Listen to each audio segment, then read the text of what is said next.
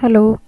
चलिए एक बार आ जाइए फिर से। हमें ज्योग्राफी का जो 7 चैप्टर पढ़ रहे थे उसमें जो चल रहा था उसका कल का कुछ मैं कल वाला कुछ डाउट आपको क्लियर कर देती हूँ। देखिए हमारे यहाँ थे 28 राज्य,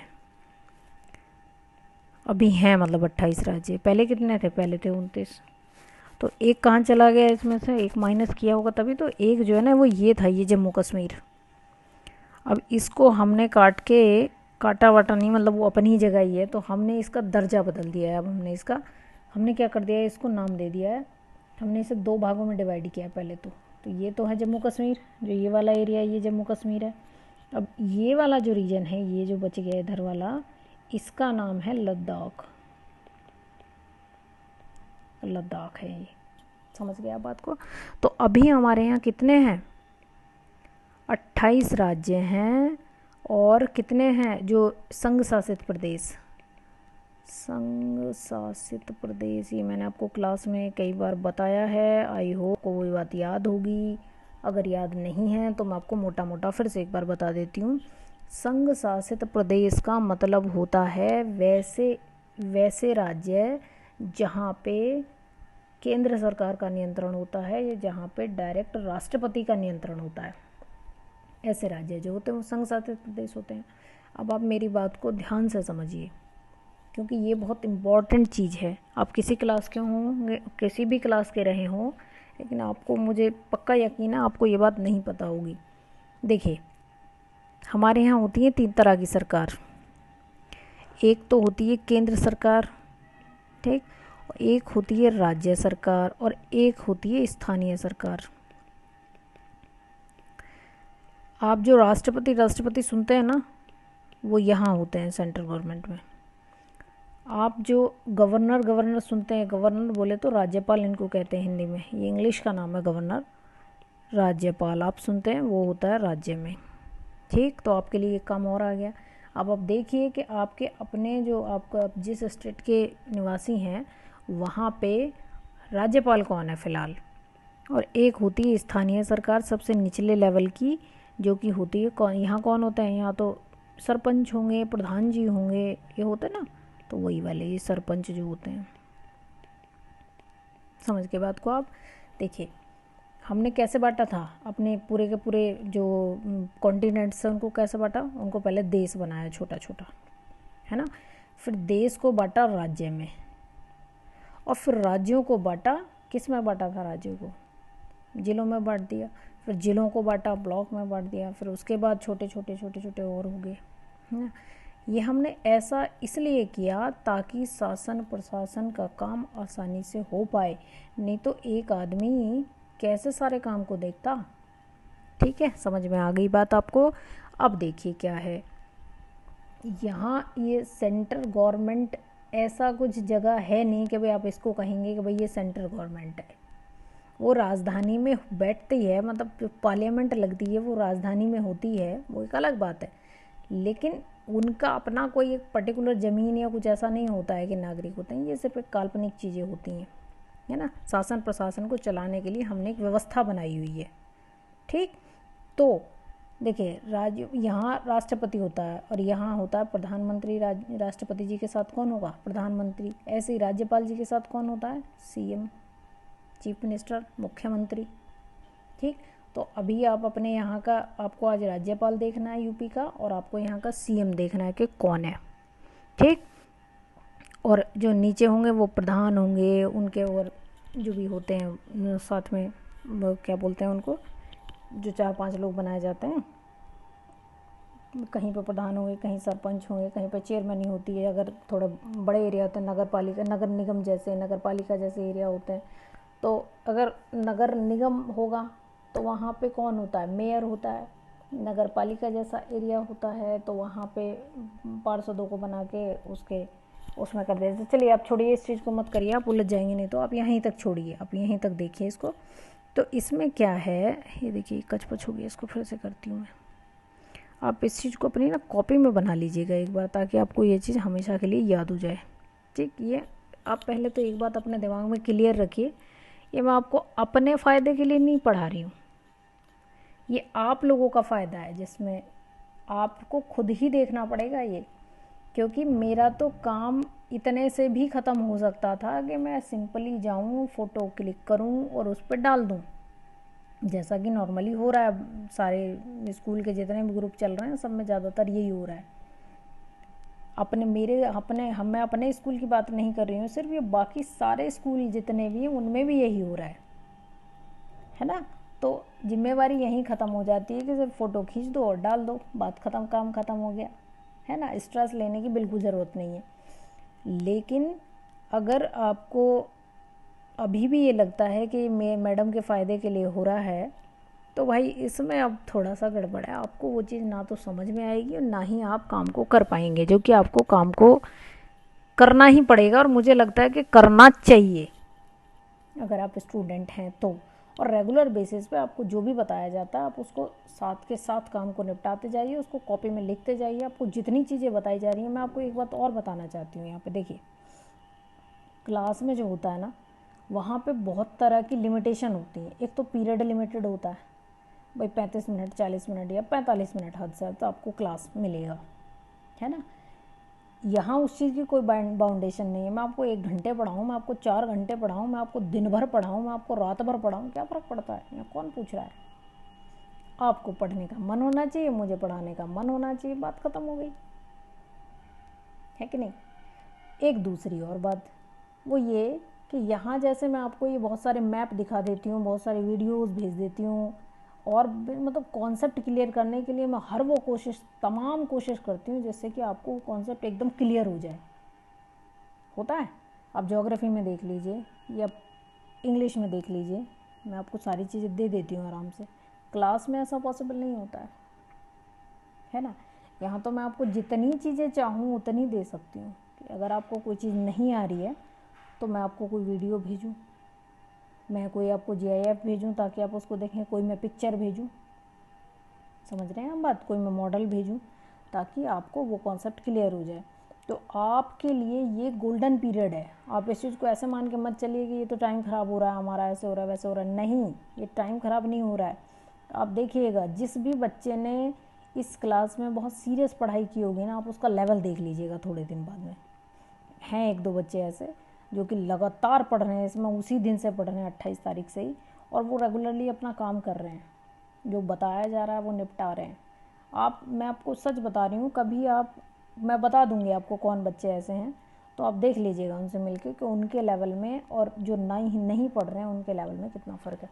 चलिए, तो अब बस कहने का मतलब इतना ही है कि आप पढ़ाई को बहुत सीरियस लें और बहुत ढंग से करके पढ़ाई करें। जो भी काम बताया जाता है, करने को जो कहा जाता है वो आप करें, ठीक है। चलिए, तो अभी एक मोटा मोटा अब ये जान लीजिए, अभी हमारे कितने हैं, 28 तो राज्य हैं हमारे और 9 जो हैं संघ शासित प्रदेश हैं, संघ शासित प्रदेश। ठीक है, ये डेटा आप अपनी कॉपी में अपडेट कर लीजिए क्योंकि बुक में अपडेटेड नहीं दिया हुआ है थोड़ा सा, मतलब जम्मू कश्मीर वाला एरिया जो अपडेट नहीं कर रखा है, तेलंगाना वाला तो कर दिया उसने अपडेट।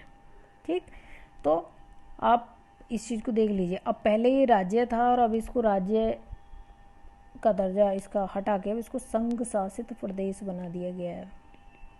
संघ शासित प्रदेश वो जहाँ पे राष्ट्रपति का डायरेक्ट नियंत्रण होता है, यानी कि सेंट्रल गवर्नमेंट का डायरेक्ट नियंत्रण होता है। समझ गए बात को आप? चलिए, ये 9 कौन कौन से हैं आप अपनी कॉपी में लिखिएगा आज और मुझे बताइएगा। आई होप आपने ये वाला मैप जो है वो शायद याद किया होगा कि नहीं किया होगा, लेकिन मैं एक बार आपको फिर से पढ़ा देती हूँ कि क्या है ये, कैसे है। देखिए, अभी आप इसको छोड़ दीजिए, ऊपर वाले इसके सर को छोड़ दीजिए, ये जम्मू कश्मीर है। ये वाला एरिया जो है छोटा वाला जहाँ श्रीनगर लिखा हुआ है, ये इसकी एक्चुअली राजधानी है। तो ये क्या है, ये है हमारा संघ शासित प्रदेश।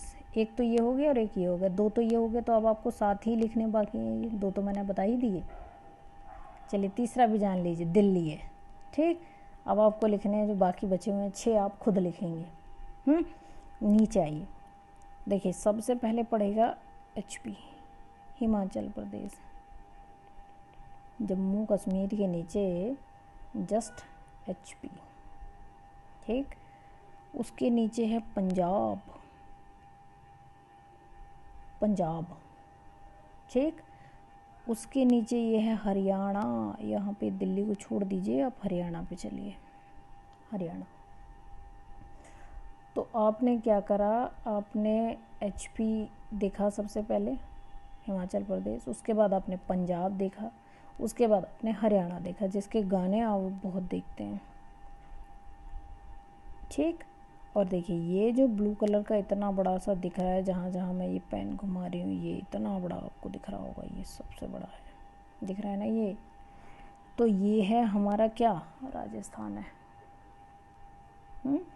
तो सबसे पहले पढ़ा हमने हिमाचल प्रदेश, उसके बाद पढ़ा हमने पंजाब, उसके बाद पढ़ा हमने हरियाणा। HPH बन गया ये 3 वर्ड तो, HPH।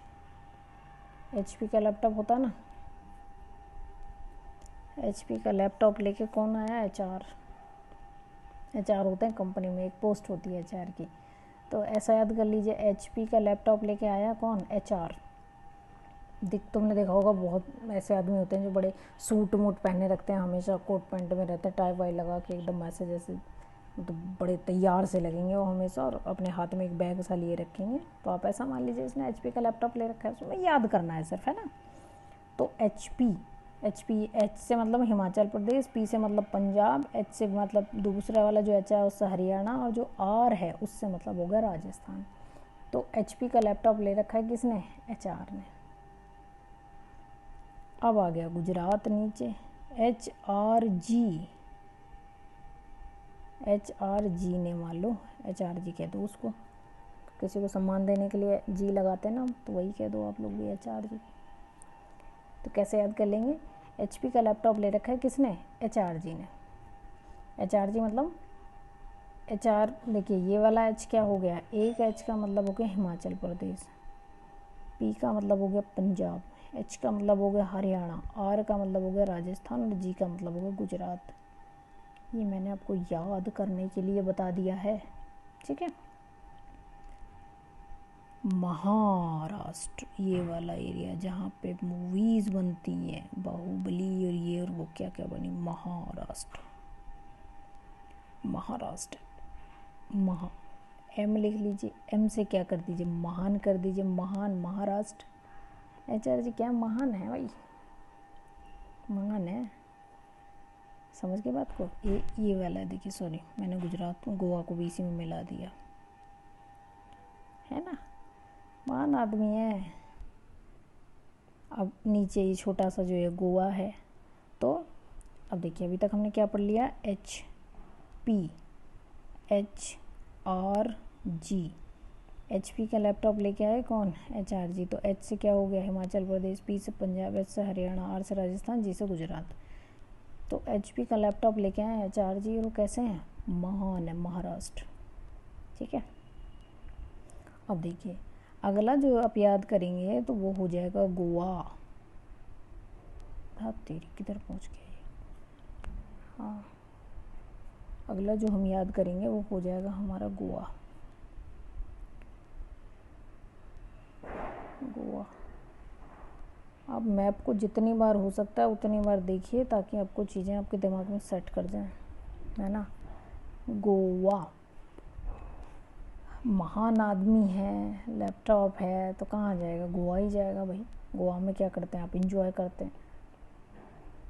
कहाँ गया, गोवा चला गया अब, है ना। गोवा में क्या करेगा, नाटक। अब वहाँ जा क्या करेगा, नाटक करेगा। अब ऐसा याद कर लीजिए, HP का लैपटॉप लेके आया HRG। HRG के पास में क्या है, HP का लैपटॉप है HRG के पास। और वो कैसे है, महान आदमी है भाई, महान मतलब महाराष्ट्र है। अब किसी के पास में अच्छा सा कोई लैपटॉप होता है तो आप देख के, अच्छी सी गाड़ी वाला होता है या कोई बहुत अच्छी सी चीज़ उसके पास होती है, तो आपको लगता है ना भाई कुछ तो बात है इसमें। तो बस वैसी ही वाली चीज़ है ये, मतलब याद करने के लिए सिर्फ, ऐसा कुछ नहीं है। तो महान आदमी है, क्या है भाई, उसके पास पैसा है, जब लैपटॉप रख सकता है तो पैसा तो है ही उसके पास में। तो वो क्या चला गया, अब वो चला जाएगा गोवा घूमने, ठीक। गोवा में जब क्या करेगा, नाटक करेगा। नाटक मतलब कर्नाटक, ठीक है। वो थोड़ा सा सन की आदमी है, तो क्या करेगा, करेले की सब्जी खाएगा वहाँ जाके। करेले मतलब केरल, करेले से याद रख लो केरल, ठीक है। हम्म, ठीक। तो आपको इतने सारे ये इतने याद हो गए हैं, तो कितने याद हो गए देखिए। HP का लैपटॉप लेके आया है कौन, HRG, तो 5 तो यही याद हो गए, 5 हो गए कि नहीं। HP हरियाणा, HP हो गया क्या हिमाचल प्रदेश, P से पंजाब, H से हरियाणा, R से राजस्थान, G से गुजरात।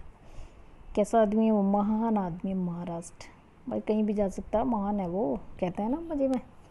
भाई गोवा चला गया वो, महान आदमी गोवा चला गया, वहाँ जा क्या करेगा, नाटक करेगा और करेले की सब्जी खाएगा।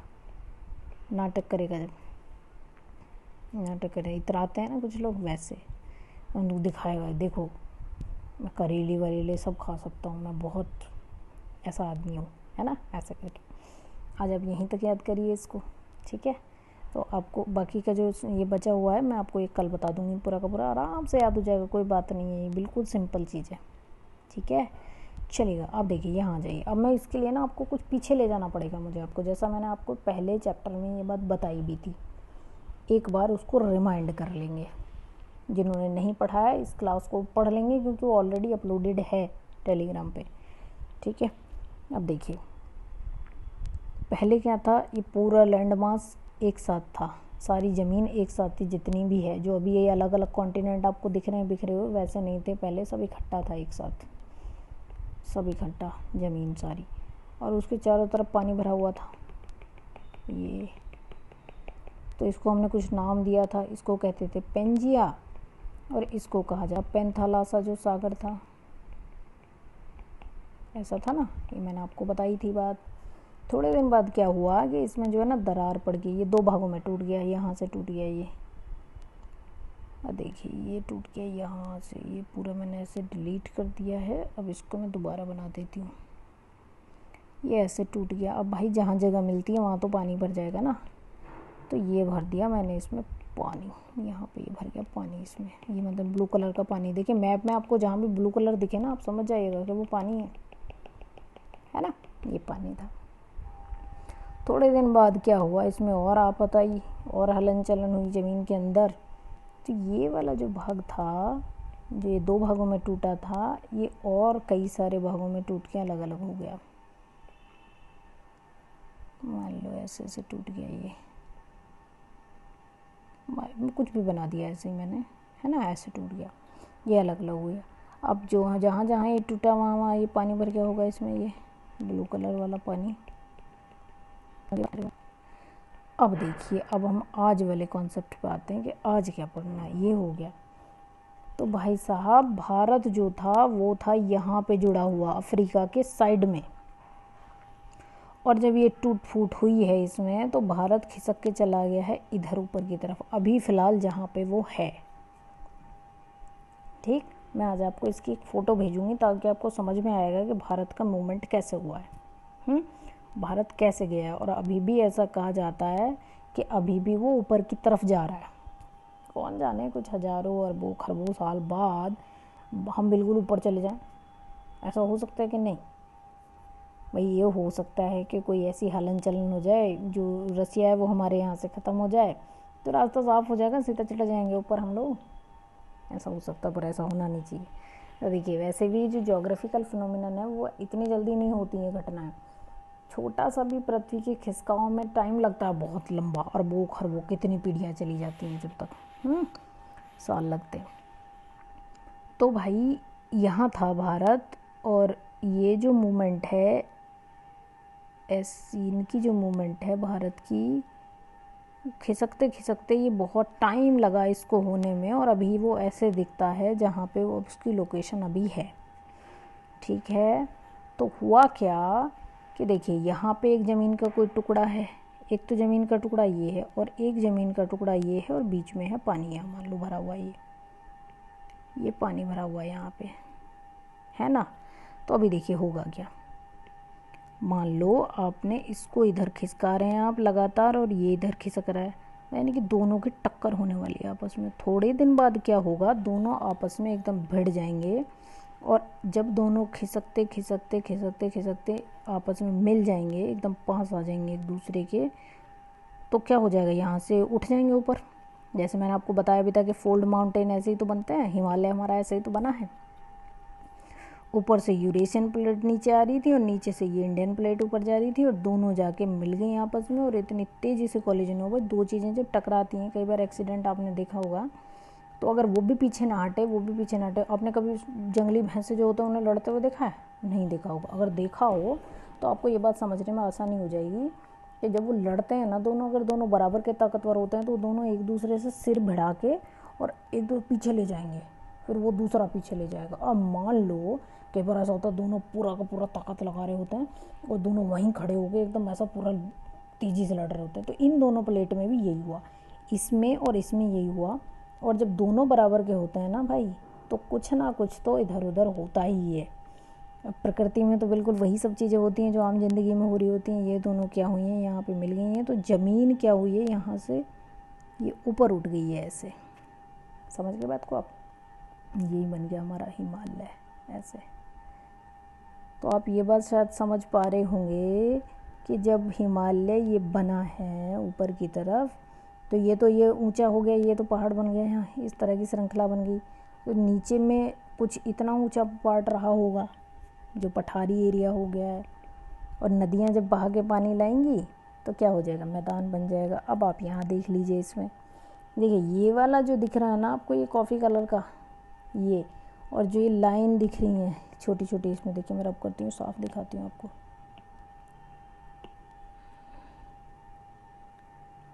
देखिए इसमें ना आपको ये हिमालय का जो क्षेत्र दिखाई दे रहा है, ये वाला एरिया जो आपको दिख रहा है, ये वाला जो ये कॉफ़ी कलर, कौन सा कलर बोलेंगे इसको, अच्छा ऑरेंज कह लो आप लोग जो भी कहें इसको। वैसे पहाड़ को कॉफ़ी कलर से, डार्क ब्राउन से दिखाया जाता है। जितनी ऊंचाई बढ़ती जाएगी उसके ब्राउन जो है, ब्राउन वो बढ़ता चला जाएगा, ब्राउननेस डार्क होता चला जाएगा, चॉकलेटी कलर होता चला जाता है। ठीक, जैसे ये फैला हुआ है हिमालय। अब आप ये देखिए कि यहाँ से मैंने आपको कल बताया था ये पहाड़ी तो है, ऐसे ही तो है ये ऐसे। अब इन पे यहाँ बर्फ़ जमी है बर्फ़। इस बर्फ़ ये पिघलती है तो पानी बनता है, और पानी बनता है तो नीचे आता है। भाई जब पहाड़ है तो कोई भी चीज़ आप पानी को जब कभी भी आप ऊपर से डालेंगे तो नीचे आ जाता बह के। ऐसे ही इनके साथ भी होता है, ये बह के आते हैं। और नदियाँ जब प्लेन में आ जाती हैं तो भैया वो अपने साथ जो बहा के लाती हैं उसको यहीं इकट्ठा कर देती हैं, छोड़ देती हैं। आपने देखा होगा जब पानी बहुत शांत बह रहा होता है तो उसमें नीचे जम जाती हैं चीज़ें, है ना। उसमें अगर कोई हलन चलन नहीं है और वो बहुत ऊंचाई से नहीं गिर रहा है तो वो नीचे एकदम शांति से सारा आप देख सकते हैं उसके नीचे क्या क्या जमा हुआ है। अब गांव के बच्चे हैं, आपको पता होगा ये सब, है ना। तो ये बन गया भाई साहब हमारा मैदान का निर्माण जो हुआ है, जिसमें हम लोग अभी खेती वेती कर रहे हैं, जो हम देख रहे हैं गंगा नदी से लाया हुआ, गंगा नदी है, उसकी सहायक नदियाँ और हैं जो उनसे लाया हुआ, जो उनके साथ में जो बहा के और निक्षेपण लाती हैं ना, वो यहीं पे कर देती हैं उसको सबको, जो अपर्दित करती हैं, अपक्षा करके लाती हैं, वो सब यहाँ निक्षेपित हो जाता है। और निक्षेपित होने के बाद में यही बना देती है गंगा का मैदान, गंगा यमुना का दोआब हो जाता है ये। देखिए आब का मतलब होता है पानी, अगर उसके सामने दो लग गया तो दो नदियों के बीच की जो जगह होती है उसको कहते हैं दोआब, है ना। इसीलिए पंजाब है, पंजाब मतलब 5 नदियों के बीच की जगह जो है वही है पंजाब। वहाँ से 5 नदियाँ होकर बह रही हैं, जो ये वाली जो नदी है, ये दिख रहा है। देखिए पंजाब अपना इधर है, यहाँ पे पंजाब है, आपको दिखाती हूँ। देखिए कहाँ पंजाब, ये है पंजाब, यहाँ दिख रही है आपको लोकेशन, ये पंजाब है। और यहीं से होके ये वाली नदियाँ बह रही हैं कई सारी। पंजाब यहाँ भी है, पंजाब पाकिस्तान में भी है, आधा उधर चला गया था जब हम अलग अलग हुए थे, है ना। दो भाई आपस में लड़ते हैं तो कुछ चीज़ें एक दूसरे के पास जाती हैं ना, तो वैसे ही आधा पंजाब उधर चला गया। तो पंजाब का मतलब हो गया पंजाब, आब माने होता है पानी, और पंच माने 5, यानी कि पानी क्या, नदी। 5 नदियों के बीच में जो वाला जो है वो वाला हो गया प्रदेश। ठीक, ये बात आपको समझ में आ गई होगी। देखिए सब भारत का डिवीज़न आपको दिख रहा है ना, जो ये येलो कलर वाला पार्ट है, येलो कलर का मतलब होता है पठारी एरिया है, ये पठार है पूरा। ये वो वाला एरिया है जिसमें चेंज नहीं हुआ है कुछ भी। ये जब भारत खिसका, मतलब जब एक बार पहले ही बन गया था स्टार्टिंग में ही, ये सारा वही का वही है, इसमें किसी तरह का कोई चेंज नहीं हुआ है। समझ गए बात को आप? अब हमने क्या क्या पढ़ लिया। देखिए सबसे पहले हम चले ऊपर, तो ये था हमारा हिमालय, तो पर्वतीय प्रदेश हो गया। इसके नीचे आए तो मैदान हो गए, और नीचे आए तो ये हो गया हमारा पठारी रीजन। और यहाँ जा रहे हैं तो आपको ये मरुस्थल दिख रहा है, ये थार का मरुस्थल है। अब ये वाले जो एरिया हैं, ये छोटी छोटी सी ज़मीन इधर बच गई, तो यहाँ भी पहाड़ हैं एक्चुअली, ऐसे ये पूरे में नहीं है, मतलब यहाँ छोटी सी पट्टी बची हुई है ऐसे, तो इन्हीं को कह दिया गया घाट। अब ये इधर की तरफ है, पश्चिम की तरफ है तो पश्चिमी घाट, और जो पूर्व की तरफ है तो वो पूर्वी घाट। घाट मतलब किनारा ही तो होता है समुद्र का, नदी का किनारा, समुद्र का किनारा, उसी को तो घाट कहते हैं। घाट पे नहा लो, घाट पे नहा लो, बस वही है। ये हो गया तटीय क्षेत्र है, ये तट वाले एरिया। तट तट तट माने होता है किसी समुद्र का किनारा या किसी नदी का किनारा। तटी तो कहते हैं तट पे ही रही हो, अंदर मत जियो ज़्यादा, ऐसे कहते हो, सुना होगा आप लोगों ने। तो आपने जो डिवीज़न पढ़े, सबसे पहले पर्वतीय क्षेत्र, उसके बाद मैदानी क्षेत्र, उसके बाद ये पठारी क्षेत्र, और ये वाला जो है तटीय प्रदेश है। ये पश्चिमी घाट घाट कह देते हैं इसको, और ये पूर्वी घाट। पूर्व दिशा में देखिए, अगर भारत को आप ऐसे बांट देते हैं मान लो, तो ये क्या साउथ, ऊपर क्या नॉर्थ, ये क्या ईस्ट, ये क्या वेस्ट, तो ये क्या पूर्व, ये इधर क्या आ रहा है पश्चिम। मैंने आपको बांटना पहले ही सिखाया है, ये वही मतलब है इसका। देखिए अब जो ये पैराग्राफ जो लिखे हुए हैं ना, ये जो लिखा हुआ है सब, देखिए सहायक नदी मैं आपको पहले बता चुकी हूँ सहायक नदी क्या होती है। मुख्य नदी, एक कोई नदी बह के आई ऊपर से, बड़ी सी नदी थी। अब जो छोटी छोटी नदियाँ कहीं से निकल रही होंगी किसी पहाड़ से, तो वो आके इसी में तो मिल जाएंगी, पानी अपना इसी में डाल देंगी। यही वाली जो नदियाँ, इन्हीं को कहा जाता है सहायक नदी। जलोढ़ नदियों के द्वारा जो बहा के लाया जाता है, देखिए सबसे पहले वो काटेगी, बड़े बड़े पत्थरों को काट देती है, और फिर वो घिसते घिसते घिसते घिसते वो पतला हो जाता है, और जब मैदान में आती है वो, तो मैदान में लाके उसको सबको छोड़ देती है, और सीधा पानी पानी बह जाता है, और वो सारा चीज़ वहीं रह जाती है। तो वही होता है महीन मिट्टी। देखिए लिखा, महीन माने होता बारीक, समझ गए आप बात को, ये लिखा हुआ है। और देखिए हिमालय के भी विभाजन है कुछ। हिम माने होता है बर्फ़, और आलय माने होता है घर। तो इसको कहा गया क्या, हिमालय, बर्फ़ का घर, है ना, ये ऐसे। हिमाद्री भी कहते हैं इसको, ये देखिए यहाँ हिमाद्री, इसीलिए कहा जाता है हिमाद्री। पर्वत देखा, पठार देखा, मैदान देखा, तट देखा, द्वीप समूह। द्वीप का मतलब पता है आपको, द्वीप का मतलब होता है जो ऐसा ज़मीन का एरिया जो चारों तरफ जिसके पानी हो तो द्वीप हो जाएगा। देखिए ये द्वीप है कि नहीं है, द्वीप है कि नहीं है, चारों तरफ पानी है कि नहीं है, ये वाला भारत का विभाजन है। अब यहाँ देख लीजिए, हिमालय को भी उसने बांट रखा है भागों में। हिमालय को 3 मुख्य समानांतर श्रेणियों में बांट दिया है उसने। सबसे पहले बड़ा हिमालय, वृत हिमालय, वृद। उसके बाद में सबसे नीचे देखिए, यहाँ हो गया ऊपर वृद, वृद होता है या व्रत कहो, जो मर्जी, व्रत होता है। और सबसे नीचे होता है शिवालिक, उसका नाम है शिवालिक, और इनके बीच में होगा तो मध्य हिमालय हो जाएगा। ये तीनों के 3 नाम हो गए उसके, यानी कि एक ये वाला ऐसे फैला हुआ है, फिर एक और फैला हुआ है, फिर एक और, यानी कि जब प्रेशर लग रहा होगा आपस में, इधर से भी हो रहा होगा तो इधर से भी हो रहा होगा, दोनों तरफ से एक दूसरे को खींचे जा रहे हैं, तो ये सबसे ऊंचा उठ गया होगा। ये वो वाला एरिया है मध्य वाला, जो थोड़ा सा इससे कम नीचा है ना। फिर और नीचे आए होंगे तो ये इससे भी कम होगा, इसकी ऊंचाई जो होगी इससे भी कम होगी। समझ रहे हैं आप बात को, कैसे होगा। आप अपनी कॉपी उठाइए और कॉपी में दोनों तरफ से प्रेशर लगाइए, उसको खोल के उस पर दोनों तरफ से प्रेशर लगाइए। बहुत सारे कागज़ रख लीजिए एक साथ में, और उन्हें दोनों तरफ से एक दूसरे की तरफ खींचिए। इधर से भी करिए, एक हाथ इधर रखिए, एक हाथ इधर रखिए, और दोनों को एक दूसरे के पास लाइए। फिर देखिए कैसे होगा। कुछ पेजेस तो बहुत ऊंचे उठ जाएंगे, कुछ पेजेस उससे नीचे हो जाएंगे, और कुछ पेज और नीचे हो जाएंगे। सारे पेज ऐसे ही तो होंगे। तो हिमालय वैसे ही, ये वृत हिमालय, ये मध्य हिमालय, और ये वाला जो है इसे कहते हैं शिवालिक हिमालय। ठीक है, ये वाली चीज़ें। ठीक, आप इसको पढ़िए इस वाले पैराग्राफ को। इसके नीचे मैदान है। मैदान मैंने आपको बता ही दिए कि नदियों के द्वारा लाए गए जो जलोढ़ हैं उसको निक्षेपित कर देती हैं, इसी कारण होता है। जनसंख्याएँ बहुत ज़्यादा होती है, रीजन ऑलरेडी बता चुकी हूँ क्यों होती है। अब देखिए, भारतीय महामरुस्थल, मरुस्थल वो होता है जहाँ पे वर्षा कम होती है और वाष्पोत्सर्जन ज़्यादा होता है, इवापोरेशन ज़्यादा होता है, इसीलिए तो वहाँ पे पानी की कमी हो जाती है। तभी तो मरुस्थल बनता है। देखिए आज आपको एक इंटरेस्टिंग बात और पता चलेगी, मरुस्थल सिर्फ रेत का नहीं होता है, मरुस्थल 3 तरह के होते हैं। स्टोन का बना हुआ भी हो सकता है, छोटे छोटे स्टोन ही स्टोन, लद्दाख में जाएंगे आप बहुत सारे स्टोन आपको दिखेंगे, है ना। बर्फीला मरुस्थल भी होता है, जहाँ से बर्फ़ ही बर्फ़ दिखेगी आपको, लेकिन मरुस्थल है, पानी नहीं होता वहाँ पे, वो बर्फ़ होती है, ड्राई कार्बन डाइऑक्साइड होती है, वो भी मरुस्थल होता है। और रेत वाला तो आपको पता ही है, ठीक है भाई साहब। तो आप इसको देख लीजिएगा, इसको पढ़ लीजिएगा एक बार। ये देखिए यहाँ ये प्रायद्वीप या पठार, प्रायद्वीप का मतलब, प्रायद्वीप क्या होता है, जिसका ज़मीन का कोई ऐसा पार्ट जिसके 3 तरफ पानी हो, वो प्रायद्वीप होता है, समझ के बाद।